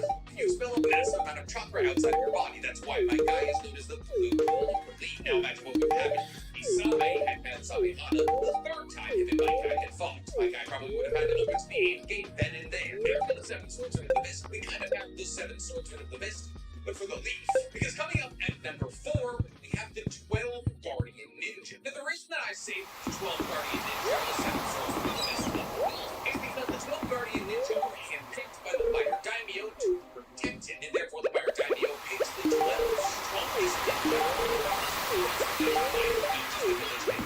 to create this elite team. Members of this elite group were shown by the fact that they're a waste block that has the technology of fire. While there is only technically 2 of the canon members of this group, the anime gave us 7. As in the anime, we were served that after 2 years after Naruto's birth, the 6 members of the 12 Guardians rebelled against the Land of Fire, and more specifically against the Hidden Leaf, as they believed that the Land of Fire's resources were wasted on the Hidden Leaf in its pacifist ways. Most rally around the fact that Hiruzen stepped down to end the third prediction of Urubu, and therefore these disloyal 6 Guardians tried to destroy Konoha into the Hokage, and Konoha believing Motherfucker. against the 6 disloyal Guardians, and only 2 survived. Asuma and Chiriku. And even the 12 Guardians were disbanded after this because, well, they were down to 2. Surviving members of the 12 Guardians still had a hefty bounty on their head in the Under, which is why Mixu wanted to hunt down Chiriku and Asuma, as Chiriku had a bounty on his head of 30 million and Asuma 35 million. But I know what you're saying, of course, just like with the 7 swords of the mist, I'm talking about them at their strongest when all 12 were alive and cooperating with each other. And you'll know if you watch the filler arc of the 12 Guardians, the disloyal Guardians were trying to use a technique known as Limelight to destroy Konoha, which I have multiple times on the history of this page. It was one of the strongest jutsus in all of Naruto. See, Limelight is what happens when you have 4 people stand in all 4 cardinal directions and release their lightning release simultaneously into a central point. The 6 disloyal Guardians believed with the use of Limelight, they would be able to destroy the entirety of Konoha, and that would only require 4 of them. That means that might fight 3 for 12 Guardians, and you have an incredibly formidable group. Tie that into the fact that the Land of Fire is the most populated and biggest country in all of Naruto, and the Daimyo, handpicking 12 of the strongest people from this country, should be a bit stronger than 7 people from a smaller country. On top of this, Chirico was no joke. I mean, obviously Chirico lost in a battle against Hidan Katsu. Chirico could use welcome to approach 1,000 Turner, which is essentially Hashirama's true 1,000 arms Kanon, but a lot smaller and technically made out of chakra. It's one of the coolest abilities in Naruto, and Asuma should also use his technique, though not as well. But Asuma was Sarutobi and one of the best taijutsu masters out there. Therefore, he was incredibly talented fire release, and also he used his chakra blades at a very high level of efficiency. There's absolutely no way he would have lost the Hidan if he had known what Hidan's powers were. To the 12 Guardians, coming in at number 3, we have arguably the most iconic group maybe in anime history. Yes, that's right. We have the legendary Stupid Brothers. Just kidding. Obviously, we have the Akatsuki.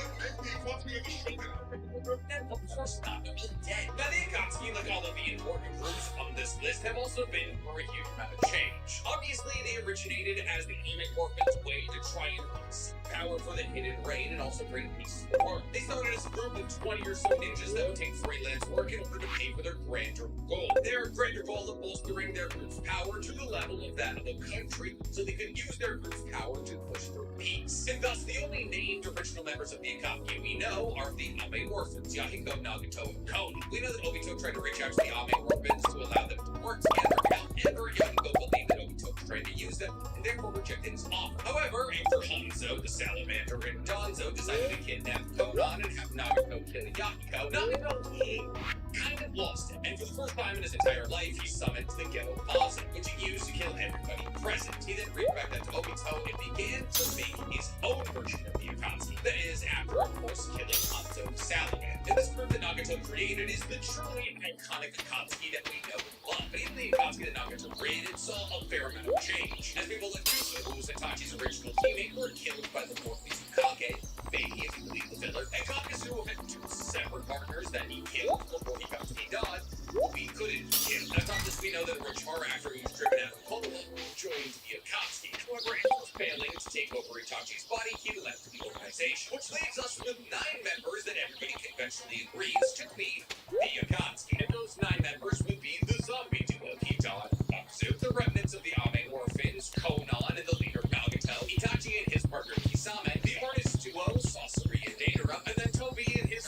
kind of partner, White and Zetsu. Now, only 3 members of Nagato's Akatsuki make it to Obito's Akatsuki, which is Obito and White and Zetsu. Deidara is killed by using his C0 in an attempt to kill Sasuke. Hidan is buried by Shikamaru. Itachi dies in his battle against Sasuke after succumbing to his disease. Kakuzu is killed by Kakashi, but was definitely killed by Naruto. Kisame is captured by the lead, but instead of forking over his secrets, decides to devour himself with the shark summons. I guess Konan technically survives, but she leaves the organization and very stupidly tries to hold on to Nagato's Ready Gun instead of just jamming them into Naruto's face. And so, after a long and incredibly arduous fight against Obito that she should have won, Obito kills her after using and introducing Izanami, which is one of the worst things that Kishimoto ever introduced. Nagato gets no jutsu'd into killing himself, and Sasori gets killed by his friend. Unfortunately for Obito, the gang would all get back together. Revenge, that is to say, the frustration of the World War, were all brought back using Inotensen. Those doesn't go super well because one of the people they bring back is Itachi, who was able to use Kodo Matsukami on himself to break himself out of Kabuto's control, and then hook Kabuto and Izanami, releasing the entirety of the Akatsuki back to the Pure Lands, where they get to go, even though they were evil. Now, obviously, the Akatsuki were incredibly powerful. Deidara hailed from the explosive corpse of Hidan, so this explosion released Kekegeka that he would use to explode his created clay constructs. Hidan was a mortal, but also blessed by Lord Jashin, so any damage he did to himself would be inflicted upon whoever's blood he had consumed. Itachi was a cool MS wielder, one of the strongest Susanos in history. Kakuzu had the Earth Grudge, fear, and hidden jutsu that allowed him to stretch his body and re-attack several limbs. It also granted him a form of immortality as he could rip out other people's organs and use them to replace his old ones with broken. Kisame was referred to as the tailless tailed beast, said to have the largest chakra pool out of anybody who wasn't a Jinchuriki. He was also the wielder of Samehana, and without Samehana, forced Might Guy to open the 7th gate. Konan, on top of the fact that she could turn her body into paper to avoid physical harm, was a tactical genius, being the true leader of the Hidden Rain for almost a decade. Nagato was a wielder of the Ready Gun, controller of 6 passive hand, all of which had one of the abilities of the Ready Gun. On top of this, Nagato himself could control the Ghetto, also on top of being a Uzumaki and having one of the largest chakra pools ever. Sasori was the greatest puppet user of all time, and he went so far as to puppetize his own body, making him immune to things like poison and fire and most things that would kill a regular human. Largely, but the only reason that he tied his battle against Sakura and Chio is because he won. And obviously, the Akatsuki both died in relative private, their lives being back stronger as absence in both. So that is technically other iterations of the Akatsuki, like Shin and Shiha's Akatsuki, but that was just Shin and his clothes, so we're not going to catch this. But since we're talking about iterations of the Akatsuki, that brings us to our number 2 spot on this list. Kara is the Akatsuki of Boruto, and while Kara is definitely less prestigious and less well-known than the Akatsuki, one to do with the fact that Boruto is less popular than Naruto, and 2 to do with the fact that Kara wasn't all that impressive. Kara is absolutely stronger than the Akatsuki. Kara has less story history than the Akatsuki, and is also strong.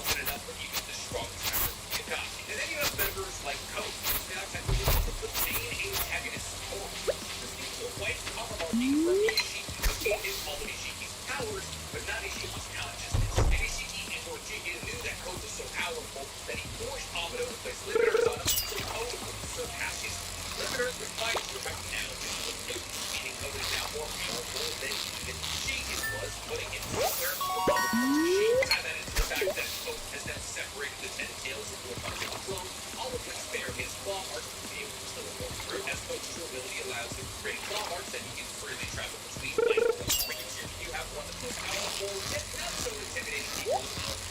And other than code, there's other members like Victor, although he was set down by Cautious Code rather easily, and his entire body upgraded with space to continue. Victor would almost be able to go against the life of the strongest Chihuahua we've ever seen. Now, a lot of this came from Victor's regeneration, because he was able to regenerate things like lost limbs, or lost head, instantly. But outside of regenerating lost limbs, Victor could also manifest additional arms, and he could use his additional arms to weave hand size with his followers otherwise. As Victor was able to use all 5 elemental releases on top of the universe, Victor not only brought him to like the Naruto of his Ichi, he was still a force to be reckoned with. The same could be said for Thor, the leader of the cult and the wielder of the power. Thor's strength was monstrous. He was said to be stronger than Deus. In fact, he was so strong that Power believed that he would be able to fight off Sasuke, and Sasuke came to retrieve Naruto from the skilled coffin. And Goro, just like Victor, also had insane regeneration abilities, that immediately healed his body from any physical damage or any ailments. On top of all this, Goro had in his body a scientific ninja that allowed him to release a dark mist. Now, this dark mist held a fast-acting virus. Only Goro had the ability to heal. But if that wasn't enough, Goro technically only had one biocore, and that was a core that he was able to move. And so Goro destroyed this core, which he was able to integrate to different parts of his body. Goro would not be killed. And even if that core is destroyed, his body would enter a destroy everything around it with a rugged ability. This mode was a Goro-Shiki power Rasengan. And lastly, the leader of Kara, Jigen, also known as Ishiki of Suits. What do I need to say about Jigen except for the fact that he battled against adult Naruto and adult Sasuke simultaneously and embarrassed both of them? This man flew through Sasuke's Susanoo and just snapped it. And he didn't just beat them once, he beat them twice. Eventually beat them so bad that he just threw Naruto in a coffin. This was technically his leader's fault. As after Jigen was killed by Kakutoji, he manifested Ishiki through Jigen's body, seen as the best, which technically only gave Ishiki a couple of days to live. And even after Naruto was very down of a lifetime on Ishiki, they still technically couldn't defeat him. So the only reason that Naruto and the rest of Konoha was able to defeat Ishiki in the first place is because he ran out of time. Naruto, using Baryon mode, was able to shave down how much time he had to Ishiki. However, if hypothetically Ishiki had infinite time in his body, there's nothing Konoha could do. There's nothing anybody could do. He's the strongest person we've seen thus far in the universe. But technically, him at his strongest was still foiled by the #1 group on our list, the Konoha 13. So the Konoha 13 may not actually exist as a formal group, as they're usually referred to as the Konoha 11. To add Sai and Sasuke into the list, it's a rookie, the Konoha 13. With the Konoha 13 being Team 7, which is Sasuke, Sai, Naruto, and Sakura. Team 10, also known as Ina, Shigenjo, which is Choji, Ino, and Shikamaru. Team 5, which is Hinata, Shino, and Kiba. And Team Guy, for some reason, didn't get a number, which is wrongfully that Shino and 10. Obviously, all of the Konoha 13 turned into lovely ninjas that were being real. They're all being carried by Team 7, not even all of Team 7. The 3 people carrying the other 10 in the Konoha 13 are very obviously Sakura, Naruto, and Sasuke. With Sasuke reaching a level of power as an adult, he believed he would be able to battle against Kaguya and win in a one-on-one. And going toe-to-toe with the likes of Momoshiki and Kimishiki simultaneously were a relative stalemate. Now when it came down to more important battles, like the battle against Ishiki, Sasuke really stood no chance. But just a couple of the punches meant for Naruto allowed them to be used. Sakura is the world's greatest healer, and also probably the strongest human on Earth. Which Oh, shit. is the most precise out of anybody in the universe, probably even greater than that of his time. And because this is able to use 100 yield skill, to be honest, which allows her to skill its 100 times in combat and regenerate them. All of them. On top of this, she is able to consume the greatest healing. Her and this precise traction control that she has makes her almost entirely if shoots whoever in Overdoshi is pretty much just like all of the other within Konoha 13, directly being the Council. However, she's not currently trapped in a timeless and spaceless dimension of the Final 10. That's what Naruto Baryon mode in this battle against Ishiki have been relatively easy.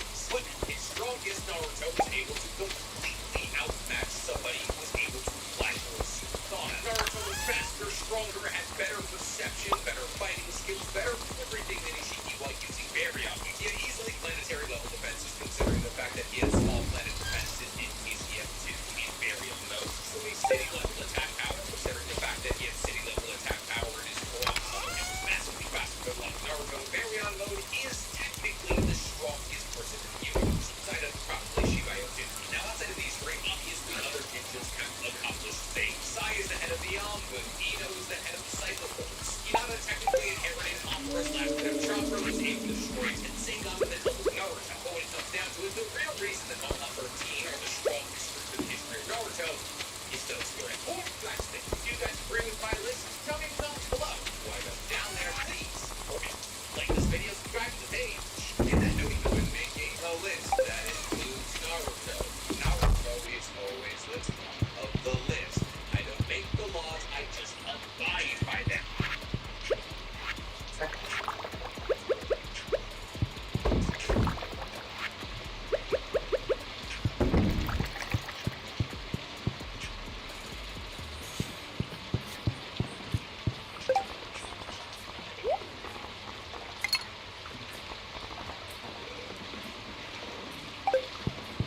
Throwing flags up. Heard that folks. That one time that know what up. Great lakes in civil weather. Say that need to throw it away. Word.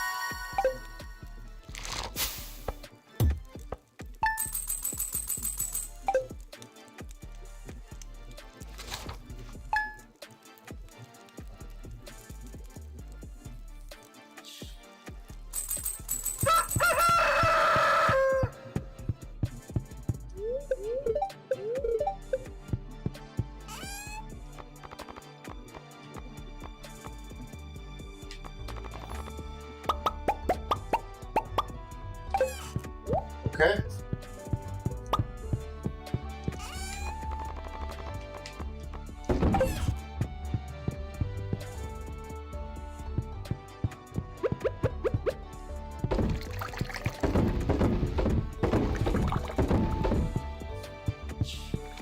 That wine. Do its thing, baby. Sell it. Have a wine seller. I don't know.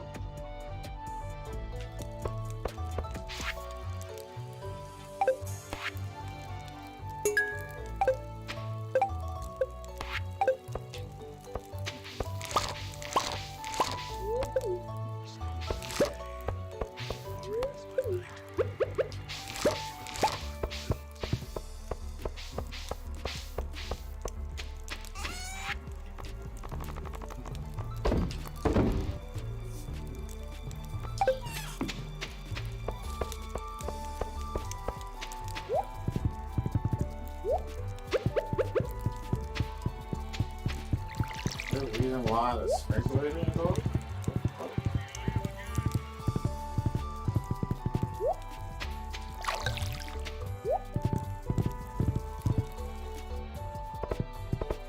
Good.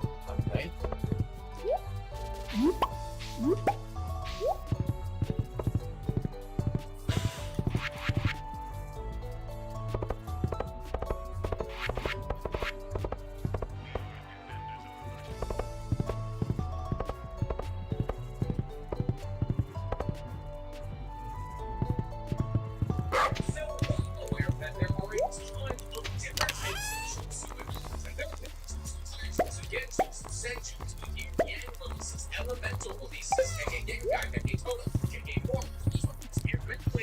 classify jutsus as there is jutsus themselves. Oh.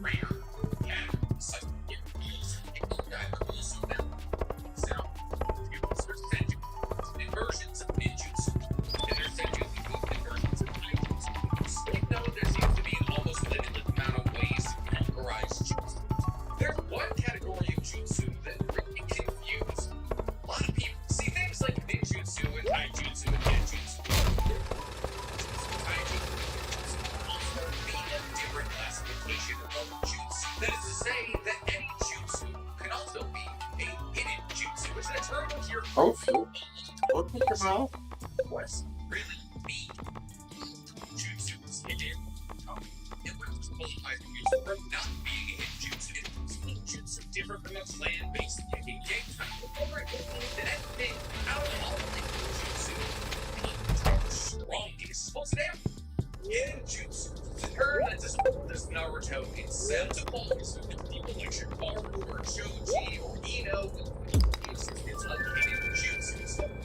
A jutsu hidden or secret, how is that differentiated from a clan-based Tekken Genkai? Well, fortunately, the answer is rather simple. A jutsu is a jutsu that's hidden, but specifically hidden by the people who use it. A jutsu being hidden means that it's not necessarily accessible to the public. In the meantime, Shinobi Academies, Shinobi team leaders aren't teaching their getting it. Jutsus are jutsus that are put down specifically through a certain area or a certain clan. Therefore, only if you hail from the clan or that region will never learn this jutsu. Because those clans or those regions are incredibly secretive about their jutsu, making sure that the knowledge of this jutsu is never written down or recorded in any means whatsoever. That is to say that the only way that the future generations of this clan or region ever learn this jutsu is orally. That is to say that somebody who's older than them will teach them how to do it verbally, as opposed to giving them a scroll or a book that tells them page by page how to pull off this jutsu. As a scroll or a book can be stolen and then put to another area, and then just like that, your hidden jutsu is, well, just the jutsu. However, technically, not all hidden jutsus can be stolen. In fact, plenty of hidden jutsus can't be stolen, because in order to pull hidden jutsus, you need a special ability ready to come from a certain lineage to use them in the first place. Gentle Fist is a really good example of this. The Beyond Gun itself is technically a Tekken Genkai and therefore not the hidden jutsu. The Gentle Fist that is learned in tandem with the use of the Beyond Gun is a hidden jutsu, which is why your clan tries so hard to protect their Beyond Gun, because once the DLC acts the Beyond Gun, they can learn their hidden jutsus. For example, this are the Akamichis. The Akamichi clan's hidden jutsu is particle expansion jutsu. Kakashi watched Choji use particle expansion all day long. Kakashi could never copy it, because Kakashi doesn't have the innate ability that the Akamichis are born. Caloric conversion expansion jutsu requires a ton of chakra. Therefore, the Akamichis are born with an innate ability called caloric conversion that's able to turn the utilities in their bodies into chakra. And in no place is this more visible than when an Akamichi clan member uses their butterfly. This is why after using butterfly mode, an Akamichi clan member will end up being skinny. Because in order to use the butterfly mode, the heightened power of the Akamichi clan member uses the butterfly mode. These into chakra. Then actually inflates chakra from their back in the form of butterfly modes. However, unfortunately, for most jutsus, they can't be totally. So not just typical strength. One can't just watch your part in shadow paralysis jutsu to figure out how it is. And it's mostly because it's in jutsu, which most people don't have access to. Just because this shadow paralysis technique by watching it doesn't mean it's a game count. See, this is where a lot of common misconceptions come from. People assume because the shadow paralysis technique that you can play girl is by the people who, use the jutsus, that they're a game guy specifically was playing for. Well, there is absolutely situations like this, like how wolf clans, aka ice wolves, the success of things like partial expansion or shadow paralysis, those were just jutsu, not a game guy. For something to be a game guy, it needs to be a combination of two separate elements. Release or dojus. Now, as for why a doju is a game guy, I legitimately never have you. I don't know what combination of jutsus they are, but you get what you get. And what separates a clan-based game guy and a jutsu is that one technically learn shadow paralysis just by watching it. You can learn. There's nothing that's good to be an our clan member to learn shadow clan are the only people with the knowledge, and therefore the only people who can sit down and tell or use the technique. They don't everybody else learn the technique, and therefore nullifying their advantage in battle. They make sure the technique doesn't leave them playing. However, it doesn't matter how hard you try to learn how to ice release, you'll never learn it if you don't have that technique. Of course, here's Sasuke in Sasuke Reptile, in which case you have yin release, and therefore you can combine water and air release in order to create ice release to make little ice dagger to stab at giants. The only people with the ability to create a Genkai at the book are those with you. Yeah, this is how Ling is able to use wood release. One Naruto should be able to use wood release. So now that you understand what a ninjutsu is and how it differs from a Genkai, we'll get into the list. That is, we can start talking about the world's top 10 strongest ninjutsu.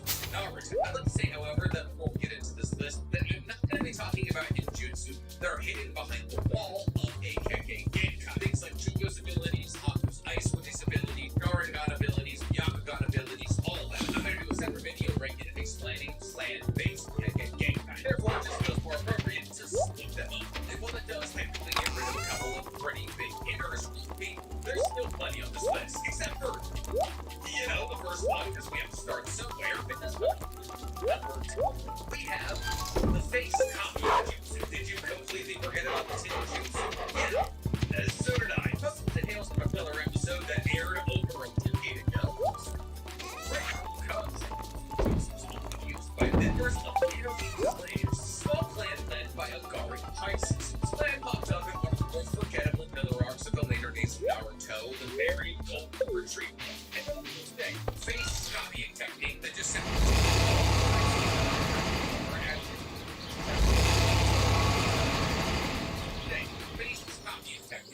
sounds like transformation.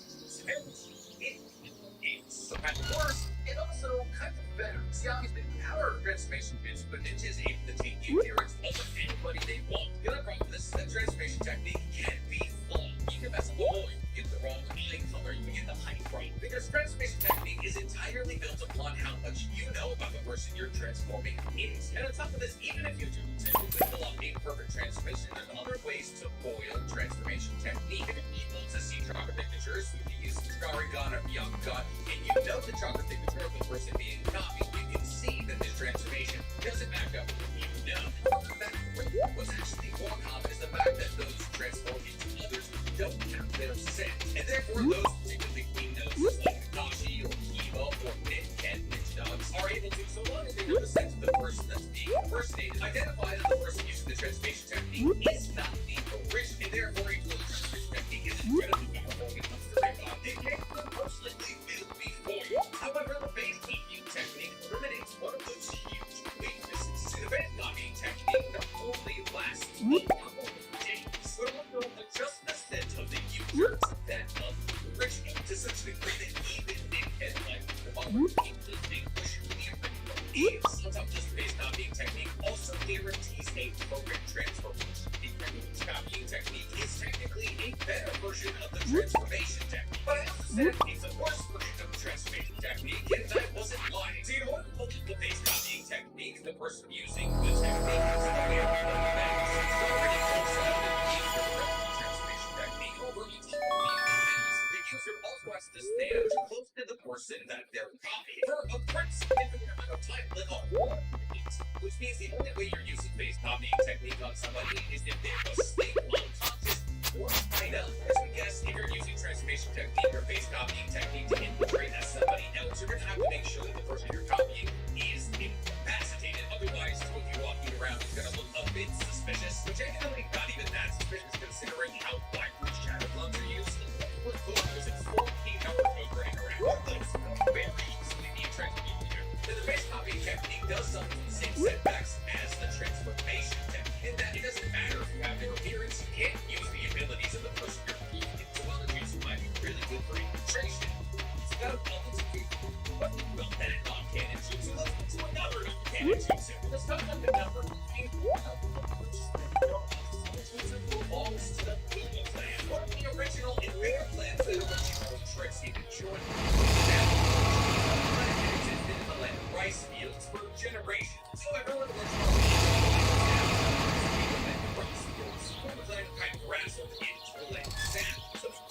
most of these chopper threads of Mark Street and painting juice and egg juice and all those things. Now this is an ancient ninja that's rare even amongst members of the group. In the this because one clan member who knows the first mandala is able to summon a pyramid with their summon a pyramid-like shape. This 3D chakra construct will then begin to shrink around whatever they caught in the pyramid. Each time that pyramid becomes so small, they get crushed to death. Now the shape of the pyramid is directly reflected in how close together that is. Can use this technique. Therefore, the pyramid just begins to constrict naturally, which makes this a pretty cool interrogation. Like if you want to get squished, these two hands come together. That's going to be your reaction. However, cut to the side of the crust that is actually associated where your hands are is your biggest weakness. Because let's say hypothetically, one person gets knocked away from the triangle that you're created, the first mandala just disappears.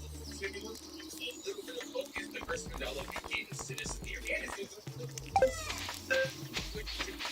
strong enough to push out and break it. You know what happens if they break out the first mandala? Well, they're no longer in your jutsu, but simply generate a massive explosion that hurts everybody but the person within the pyramid. Let's say hypothetically, you come away from somebody and trying to squish them in your first mandala. If they break it, there's a high probability you'll just die.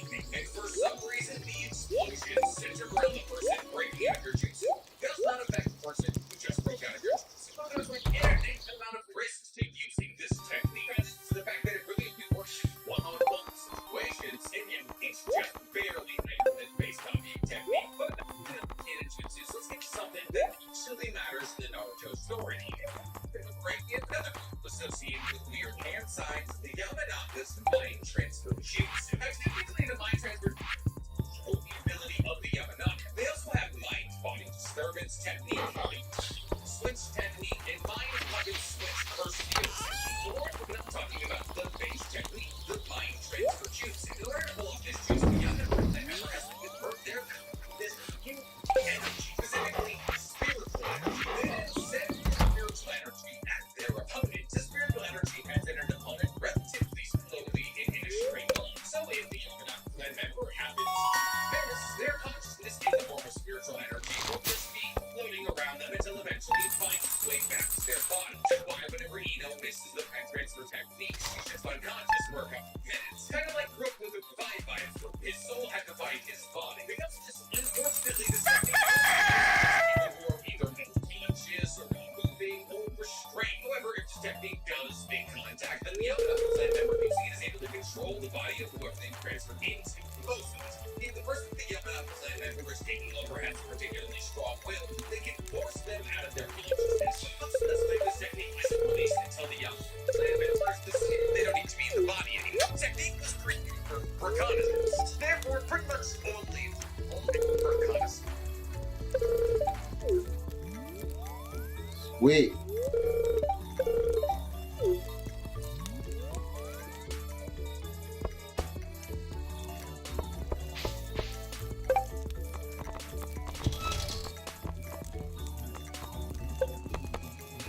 Alright.